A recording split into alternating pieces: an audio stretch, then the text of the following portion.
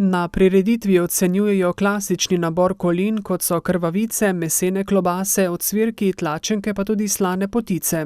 Sodelujočih je bilo okrog 60 ljudi z 130 različnih izdelkov. Recimo krvavice so bile kot prve skoraj 40, s temu so sledile domače klobase za kuhati.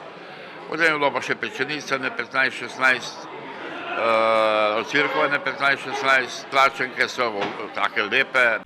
V društvu so prepričani, da ta vsakoletna prireditev oziroma ocenjevanje prispevata k dvigu kakovosti kolin. Kvaliteta od strani komisije je bila kar dobro pohvaljena, čeprav so imeli tudi kakšno pripombo. Naša zgodba bi morala se tako vrteti, da imamo pravzaprav te izdelke iz prašičev, izrejenih na domači dvorišču, ne pa iz nekih trgovskih centrov. Same kvaliteta, naprimer, po mojem mnenju se precej dviguje od začetka, ko smo začeli tle pred 20 leti, ni bilo toliko kvalitete, so bili izdelki taki žarkovi in vsesortni.